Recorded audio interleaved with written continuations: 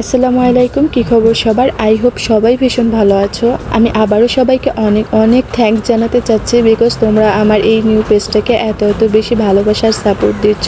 তো আজকে ইজিলি কিভাবে বিরিয়ানি রান্না করা যায় সেই রেসিপিটাই আমি তোমাদের সাথে শেয়ার করব। তো এখানে বিরিয়ানির জন্য কেটে রাখা পেঁয়াজ কুচিগুলো আমি প্রথমে হালকা করে একটু ভেজে নিই, দেন এখানে আদা রসুন এবং জিরা বাটা অ্যাড করি, সেটাও একটু ভালো করে ভেজে নিয়ে হালকা পরিমাণ পানি অ্যাড করে দিই। দেন এখানে কিছুটা তেজপাতা আর এই তো রেডিমিক্স মশলা, এই রেডিমিক্স মশলার সাথে আজকে আমি বিরিয়ানিটা রান্না করব। এটা দিয়ে রান্না করলে বিরিয়ানিটা ঝটপট রান্না করা যায় আর বেশ মজারও হয়। দেন এখানে আমি স্বাদ মতো লবণ দিয়ে দিচ্ছি।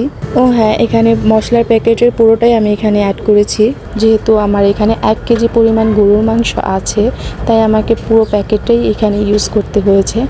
এবার আমি মাংসটাকে ভালো করে কুক করে নিব। গরুর মাংস অনেকটা হার্ড হয়, এটা সবাই জানে। তো এটাকে ভালো করে একটু সিদ্ধ করে নিতে হবে, অন্তত 80% সিদ্ধ আমাকে করে নিতে হবে। তাই এটাকে আমি বারবার ভালো করে একটু ঢেকে ঢেকে কষিয়ে নিচ্ছিলাম। দেন এখানে আমি কিছুটা আলু অ্যাড করব, কারণ বিরিয়ানিতে আলু আমার বেশ ভালো লাগে।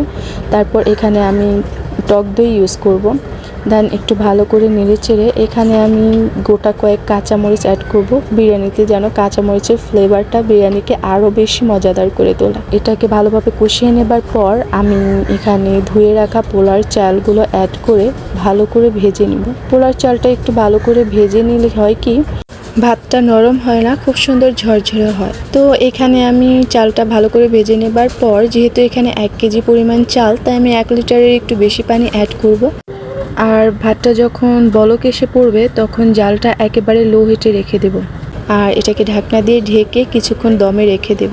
ব্যাস, এই তো আমার বিরিয়ানিটা রেডি। দেখুন কত সুন্দর হয়েছে, দেখেই খেতে ইচ্ছে করছে, তাই না? বিরিয়ানি হবে আর সালাদ হবে না, তাই কি হয়? সালাদটা তো মোস্ট ইম্পর্টেন্ট বিরিয়ানির জন্য। তো এই জন্য আমি ঝটপট করে সালাদটা কেটে নিচ্ছিলাম, কারণ ঘরে সবার প্রচণ্ড ক্ষুধা পেয়েছে।